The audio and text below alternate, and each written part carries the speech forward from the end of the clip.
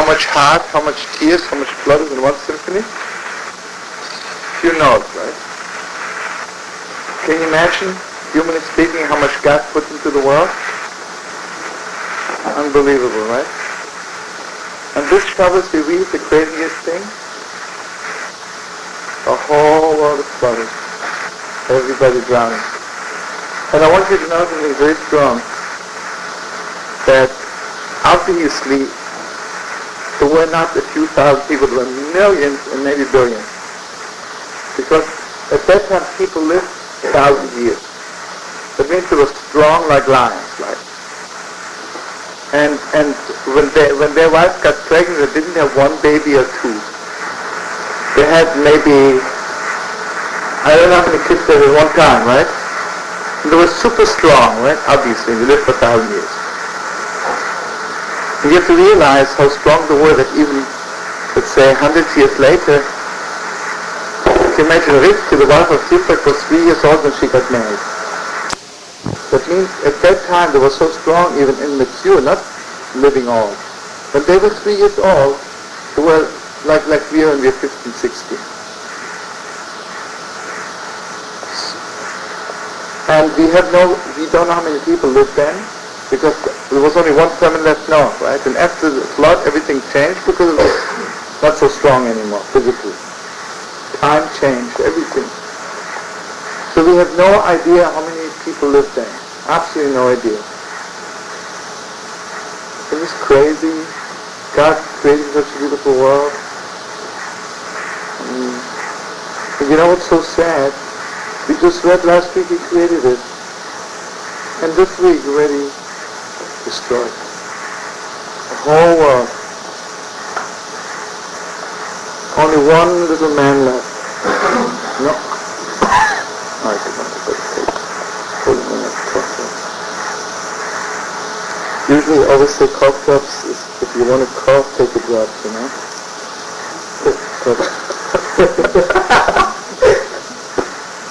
Anyway.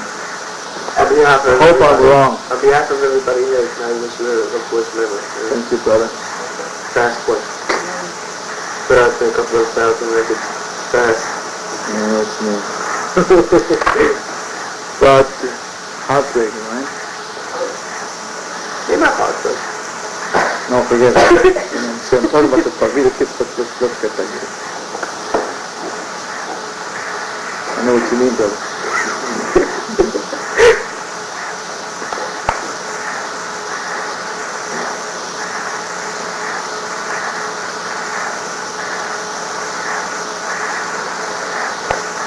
Something else. And I want you to think of it in the deepest depths of your heart. God says to Noah, I'm going to destroy the whole world, and only you and your family and a few of the animals will be left.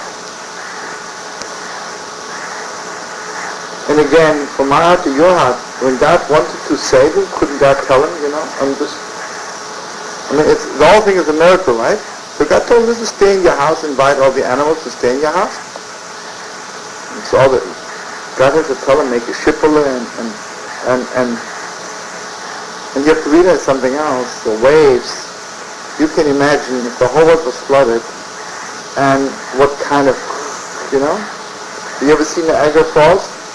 Niagara Falls is a little bit left over from the flood, right? A little tiny, 1 billionth full. You know how fast the water was going during the flood? No idea, right?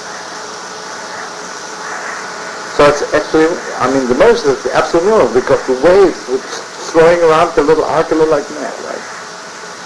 But stayed alive. It's a miracle anyway, so he could have had another miracle. Let God appoint a certain part of the world where there is no flood. Besides, there was, according to our tradition, there was no flood in Israel anyway. So God could have said to Noah, brother Noah, take your wife and your children and take El Al, go to Israel, stay there, don't move out because it's a bad scene. Okay, in a nutshell, Noah comes out. And if you read the next 10 generations, the bad scene again. Finally, one Yidel Avraham Avinu, the first ray of life. And the Medrash says, the Gemara says, the world was in darkness till our father Abraham. Our father Abraham came, suddenly he brought light into the world. Everybody knows that during the time of Abraham, there was a city, Sodom. God wanted to destroy Sodom. Calls Avraham Avinu. Avraham Avinu is crying, begging, please get them destroyed. But naturally, everybody gets a little bit angry at Brother Noach. Brother Noach, what's wrong with you? Couldn't you just do a little bit praying? And the answer is that Noach didn't even know that prayer helps. Till our father Abraham, the world did not know that there's such a thing as prayer. The world thought, listen, if God says so, I should tell God what to do. It's actually blasphemy, right? It's more than blasphemy. I, little creepy creature, I should tell God, who created me, who created the whole world, I will tell him what to do. So Noah was right. I mean, who is he to absolutely crazy? But now I'm asking you again, in the deepest depths, to think of it. You know, nobody told Abraham that prayers help. What was so dear about Abraham that he knew there has to be prayer? If there is one God, if this is really God, if God is God, and if I, a human being, I'm creating God's image, I have to be able to talk to him. If he talks to me, I've got to talk back. I want you to think of it in the deepest depths, because I want you to know, every year, we're not just reading the portions, we are learning. It has to be the deepest learning of the world. And everybody knows that every year after Rosh Hashanah we have to go through the whole thing of creation, we have to go through the flood, we have to go through the Afloga, the people want to build the tower. And again, I want you to know something. Do you know that the people after the flood really knew the secrets of creation? You know, you read in the Bible they wanted to build a tower. What do you mean a tower? They wanted to build Rockefeller Center. They were building a missile. The Yaroslav, the Heilige Rabbi Yonason says they were building a missile. It means they knew the secret how to get out of space. They were building a missile in case of another flood. They were taking off to another planet. And you can imagine how much they knew that it took again the world 4,000 years to learn a little bit about missiles, and we haven't really learned it yet, right? We haven't learned it yet, probably.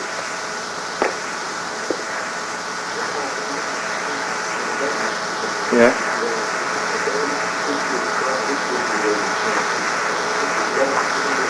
$150 years, exactly 150 years. Yeah. But still, we don't see that he prayed, you know. Unless you think he did. Noah teaches, he said he made it for every time somebody came by, I went to one of my buildings and told people that the world is going to get destroyed and he didn't swear to them, but he did preach. He did preach, he did a lot of preaching, but he didn't say. Like Abraham, I don't know. People don't get the people. But obviously there was not so simple. If the Torah puts down Abraham's prayer, not Noah's prayer, that means Noah, obviously, maybe still was praying, but it wasn't that strong, you know.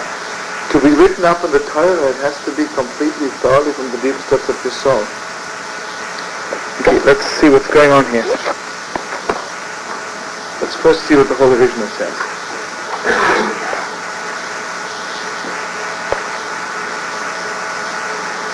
Everybody knows that God has two names. Elohim is B'Gematria HaTeva. That means Elohim is the name of God which is manifest in nature. You can see it. Then God is the name Yud-Ke Vov-Ke, which is beyond nature. One who created the world and is beyond everything. So in a nutshell, Avraham Avinu connected to Yud-Ke Vov-Ke, and Avraham Avinu was on the level he was like walking with His halach lefone ve'yitum, Avraham Avinu was going before nature. Like imagine if nature is going 100 miles an hour, he was going 150. Noah was actually everything the way God wants it to be in nature. Nature can change nature, summer, winter. I don't know if I told you at one time, there was a big rabbi, Rabbi David Lelever. In the middle of the summer, he would always take his fur coat with him. I tell him in the summer you take a fur coat, it's summer? I said, how do you know? Maybe tomorrow morning God wants it to be cold. You see, he was on the level that, how do you know, right? We always think in the winter it has to be cold, in the summer it has to be warm. Why? And even if it has to, maybe tomorrow morning God wants it to be different. How do you know that at night it has to be dark? Maybe God wants it suddenly like Moshav in the middle of the night the sun should be shining. I don't know. I want to give it to you in a nice little insight. Abraham was absolutely beyond nature. Why was he beyond nature? Because he was serving God beyond nature. Beyond his own nature. Noah was serving God on his nature. Obviously, Noah did not open his house and tell the whole world, come and eat in my house, because this is beyond nature. If a person serves God on the level of his nature, listen, I have $10, I'll give you a quarter, right? And if I'm in good mood, I'll give you $1. But if I have $10, I'm giving you my $10, you're crazy? I have my own house. You want to sleep in my house, you can sleep on the sofa, right? I'll give you my bedroom and I'll sleep on the sofa. It's crazy, right? I want you to know there was a Hasidic Judaism in Warsaw. It was a very wealthy man. It was mamish like a little Abraham. People would come in, eat there, sleep there, and you know on what level? Nobody even knew who the owner is. No. Yeah. But I know his name was not, maybe it was, I don't know. In Russia? Yeah. Anyway, that's how I wasn't there. But anyway, he was like, nobody, not only he gave, people didn't even know who he was, the owner was. At one time a poor schlepper was there and he was there for a few days. And he himself would also sit among the schleppers. Nobody knows he's the owner. So, that's the story. So this schlepper asked him, do you think I could stay here for a little longer? He says, listen, I said, I'm staying here for a long time, nobody's from here. So why not you also, you know?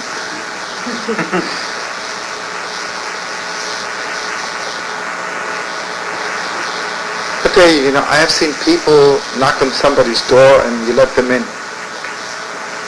If you don't have guests, you're also glad. Can you imagine somebody, mamish, begging people come to visit me? Come to my house? It's crazy. It's beyond nature.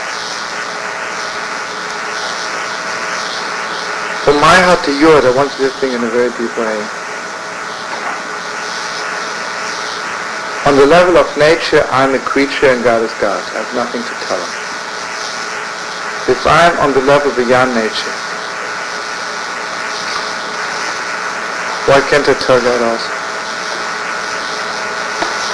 If I'm on the level of Yud Kevod and beyond nature, then suddenly I know nothing has to be.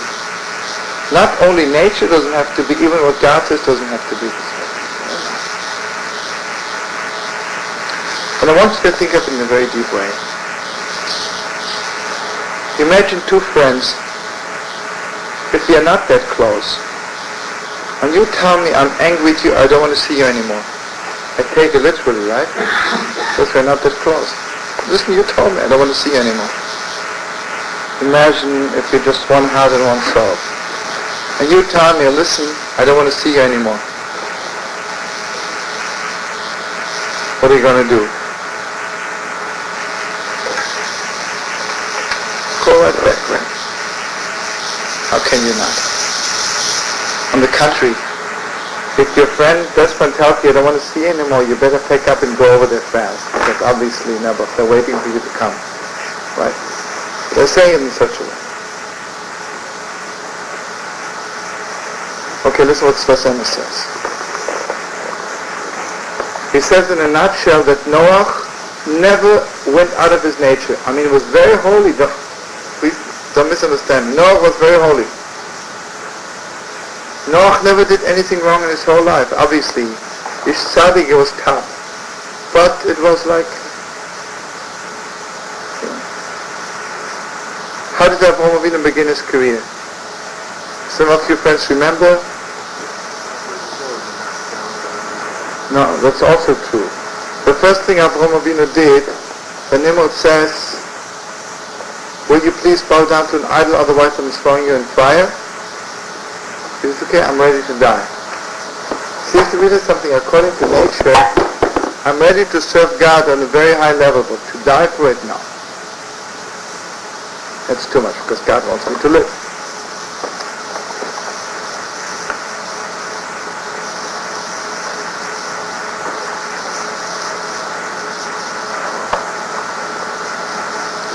I want you to know on a simple level, listen to this. Again, between people.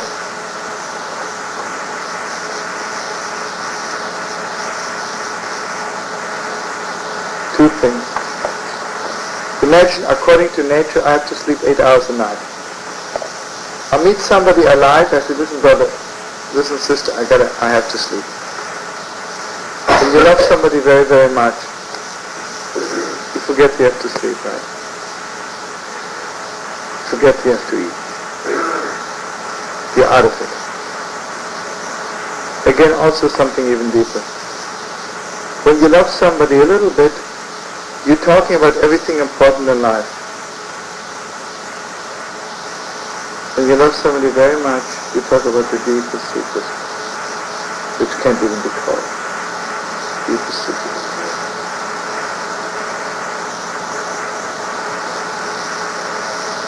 Noah was on the level, he knew there was one God, those people are bad, got to be wiped out, God is right, 100%.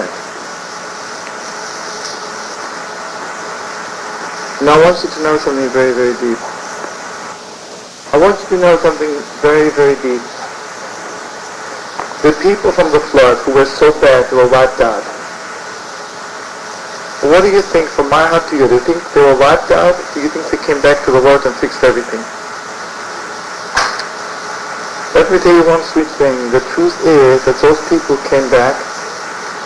Maybe some of you know that they were the generation who were slaves in Egypt. Why do you think they were slaves in Egypt? They worked so hard. Because they had to fix what they did wrong in Egypt. What they did wrong at the flood. They came out of Egypt, and they were really the people who received the Torah from heaven. Right? They were absolutely the highest souls in the world. Absolutely the highest. But you had to be very deep beyond everything to see that. Right? Noah didn't see that. Now listen to this. So Shlomo says in one nutshell, Avraham Avinu is on the level of Torah. The Torah begins with Avraham Avinu. What is the Torah? The Torah is everything is beyond nature. Everything is much deeper than it is. The oil of the golem of the Hasidim, right? You see things you never seen before. You know things. Whatever the outside tells you is nothing. Usually the inside is just the other way around. You got to be Avraham Avinu. And I'll tell you the most way out thing in the world. Who do you think were the people from Sodom who were the most wicked, absolute most wicked people in the world? What do you think happened to them? They also came. They also came back to the world. They also cut souls. Very tough. Very tough.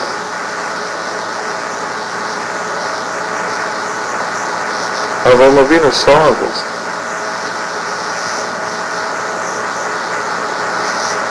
Okay, listen to this.